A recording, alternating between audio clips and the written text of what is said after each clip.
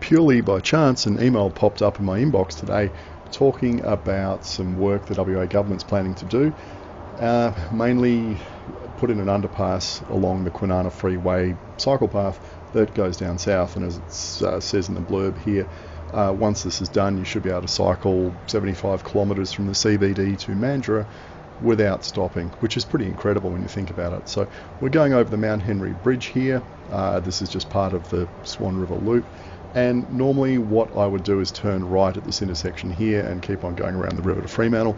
But what we're going to do is follow the blue line down alongside the Kwinana Freeway and end up at the Fiona Stanley Hospital. And the works is going to happen just up here. So I did this on Australia Day and the email popped up, 4 days later? How's that for serendipity? Why these poles are on these plastic pipes are on the side of the path, I have no idea. But have a look at the condition of the path here. It's pretty scabby, I'd call it, but you know, it's an off-road dedicated path paralleling the freeway. Can't complain too much. There's no cars, and it's reasonably wide. You know, might be falling to bits and a bit cracked, but what the heck, it beats riding on the road, that's for sure. And just through the trees on the left, you might be able to see glimpses of the freeway occasionally. It is a little bit tight, especially with all the pedestrian traffic on it, but you know, it's quite workable. Now, this is the intersection they're going to upgrade, and I've got to say it's a really good idea. They're spending $16 million putting an underpass in here. That's double what the New South Wales government is spending on the east-west regional cycleway from Concord to the Bay. And just to give you an idea of how bad the wayfinding signage is here, I just screwed up that turn completely. And instead of going over there, I should have gone down here. I really am the perfect person to test wayfinding signage because my sense of direction and map reading and all the rest of it is just so atrocious. Anyway, getting across that road, I didn't like it at all because of the sight lines and all the rest of it.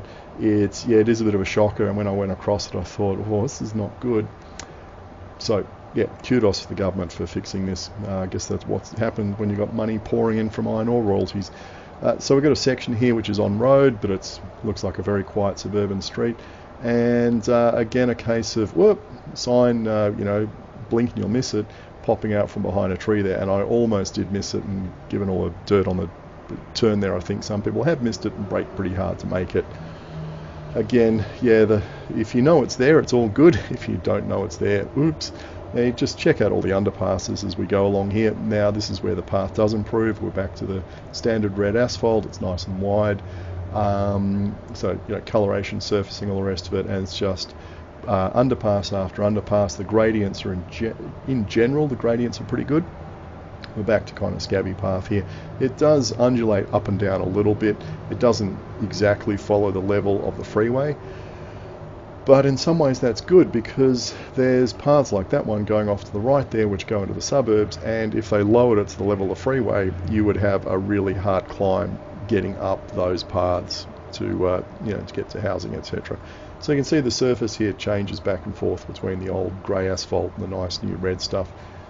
Who knows if they're ever going to upgrade that one day, but there's lighting along these paths. Whether it's any good or not, I don't know. I've never used it at night, but you can just see it just happily, bends around. Anyway, the reason we're stopping at the hospital here is just the sheer amount of parking that's they've set up here. So that building on the right is a 4-story car park, and it's not the only car park here of that size.